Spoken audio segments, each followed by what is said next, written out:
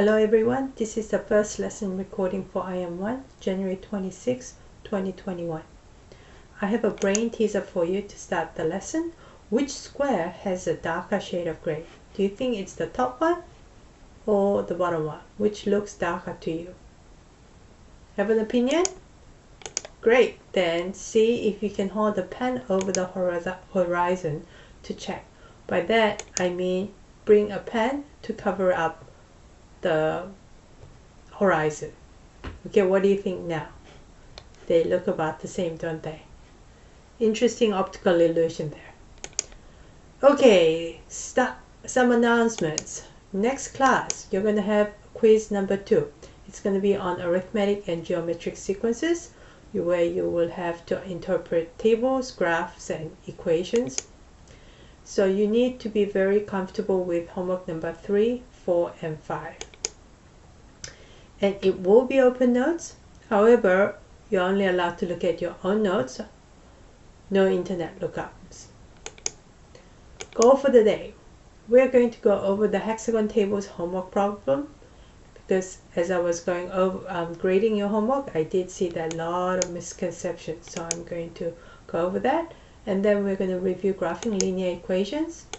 And then finally, chapter 6 in CPM. We're going to get started with solving systems of equations. Alright, so let's revisit our homework. Okay, so this homework had a party will have hexagonal tables placed together with spaces for one person on each open side. How many people can be seated for each setup? Okay, we even drew the picture for you of the tables being joined together. But a lot of you just interpret it as all the tables are separated. So read the question carefully. A party will have a hexagonal tables placed together, it says together, with space for one person on each open side. So each of the side has enough space for one person to be sitting here. So, okay, how many people can be seated for each setup? So if you have one table, you have 1, 2, 3, 4, 5, 6 people being able to sit. If you have 2 tables, then it's going to be set up like this. 1, 2, 3, 4, 5, 6, 7, 8, 9, 10 people. What about 3? Again, if you count, you should get 14 people being able to sit. Okay, so how does it work out? Okay, so if you have one table, you'll have 6 people, 2 at each end. However, when you add another table, you're going to move that end person to the other end and just bring additional 4 people. And if I do that again, I am adding 4 more people. But the 2 ends people are going to be staying the same. So that means that the first A1 for the first term, when you only have one table, how many people can be seated? 6 people, because you have 2 ends plus 4 on the top and the bottom. And then common difference is 4, because 4 more people are being added each table that you add. So the equation becomes A sub n is equal to 4 times n, because common difference is 4, and you're multiplying that with the position number or the term number, plus 2. 2 is a 0th term. Okay, the 0th term is, if you could imagine what would be, how many people would you be able to do with the 0 table? That's actually 2, which is not really real, but for the sake of our equation, that's what you need to be writing. Great, then we're going to review some graphing linear equations from last semester.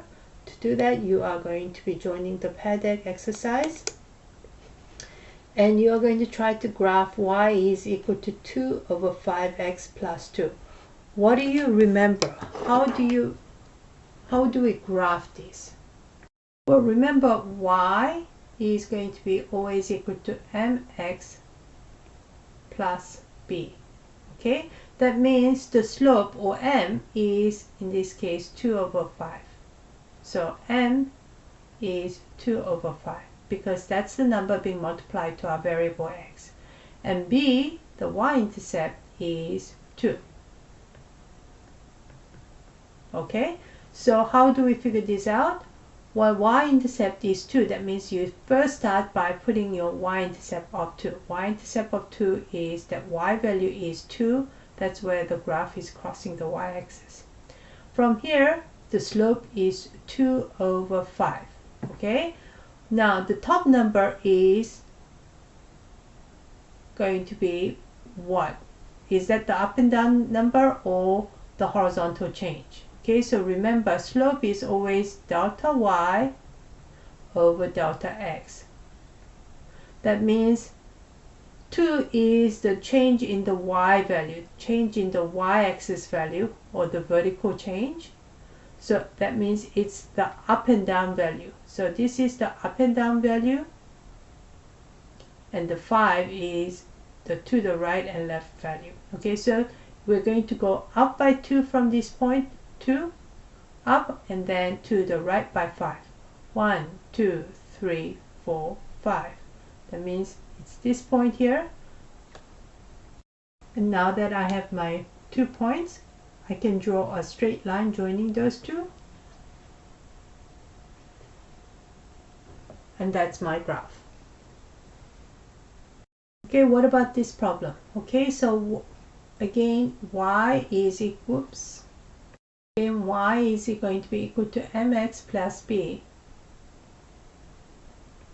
So that means m is the value in front of x, so m, the slope is 4 over 3, and b is -1. Okay, and we know the slope is always delta y over delta x. So that means it's changing the y value over changing the x. So the first thing we do is we deal with the y-intercept of -1. We found our y-intercept first, and from here we draw our slope triangle by going up by 4, 1, 2, 3, 4, because it's a positive 4, and to the right by 3, 1, 2, 3. So that's my 2 points. And then join them by drawing a straight line through those 2 points. That is my graph. Let's try this. What is slope now? Slope. Okay, slope is -2 over 3, and y-intercept is 3. Okay, that means I first find my y-intercept of +3 there. That's the y value that the graph is crossing. So on the y-axis you find this value here. Okay, and then from here you are going to be finding the slope of -2 over 3. When you have a negative here, you have an option to stick the negative as a top or as a bottom. It does not matter, but you do not do it to both, because if you do it to both, then it becomes negative divided by negative, so it becomes positive, and so it just suddenly disappeared. So stick with either the top or the bottom. I'm going to go with bottom, okay? Top. Okay, that means that, remember, slope is always delta y over delta x. So that's -2. That means the vertical change, y-axis, vertical position is going to go change by -2. So positive means it goes up, negative means it goes down. So I'm going down by 2. But the bottom number, delta x, is +3, so I'm going to go to the right by 3. And so these are my 2 points, and join them together like so, and that's your graph. Okay, what about this when the slope is just a number, not a fraction? Okay, what does that mean? We can always add something over 1, because 3 divided by 1 is still 3, so we are not changing its value. So if you want to just convert any number, any whole number, into fraction, you can always put it as 3 over or something over 1. That means the slope is 3 over 1, where 3 is talking about the delta y or change in y, and 1 is delta x or change in x. And the y-intercept b value is -2. Remember that negative sign goes with the 2. So in that case, we found our y-intercept of -2. That's our starting point. And then from here, we're looking for the slope of 3 over 1. The top number is up and down number, so 1, 2, 3. Up 3 and to the right by 1. That's my second point. Then I join those 2 points to finish my graph.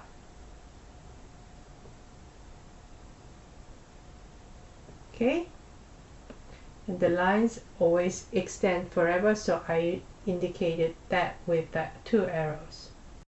Okay, what about this equation? Again, I can always put any whole number as convert that as fraction by putting 1 as a denominator, so that means the slope is -2 over 1 and the y-intercept is -1. So find my y-intercept first. -1 is my y value. Then from here, the top number is -2, the bottom number is +1. So that means -2 means I am going to go down. Okay, how am I going to remember that? When you go downwards, look at what's happening to the y-axis value. It's becoming more negative. That's the direction we want to go because it's -2. Okay, so that's why we're going downwards.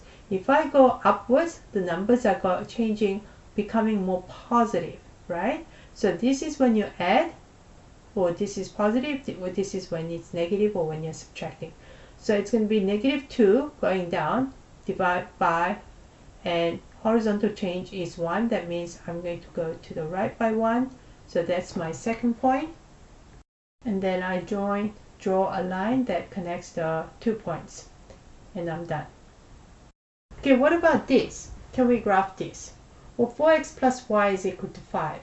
This is not in slope-intercept form, is it? Okay, well, it's not in the y equals mx plus b form, but this is now in standard form. Okay, how do I graph when the equations are in standard form? Well, you can always convert it to y is equal to mx plus b. There is an easier way, but we're not going to get into that right now. So how do I convert this into y is equal to mx plus b? So we're starting with 4x plus y is equal to 5. And we're trying to get to y is equal to mx plus b. From our last lesson, we practiced this one, right? So we just want y by itself. Y is equal to, that means we do not want this 4x. So how do I get rid of this 4x? 4x is being added to the y, although there is no plus sign here, but because this is positive 4x, 4x being added to y. So how do I get rid of this 4x? I subtract 4x from both sides. And this goes away to 0. And you're left with y is equal to -4x plus 5. So that means that I am starting with the y-intercept of +5. That's my +5. And again, I can convert any fraction, whole number, into a fraction by putting 1 over it. So it's -4 over 1 is my slope. Okay, so that means it's going to be -4. So I'm going to go down by 4. 1, 2, 3, 4. And then to the right by 1. So I'm going to go down to the right by 1. So those are my 2 points. And then from here, I am going to join. Oops. Okay, it didn't quite go through, but you know what I need to do. For the last one, it's a little bit more complicated, but I'm going to show you my work since I'm running out of time. Okay, so I have converted the standard form into y-intercept form. So please pause the video, see if you can make sense out of it. I find my y-intercept and find my slope. Here it is.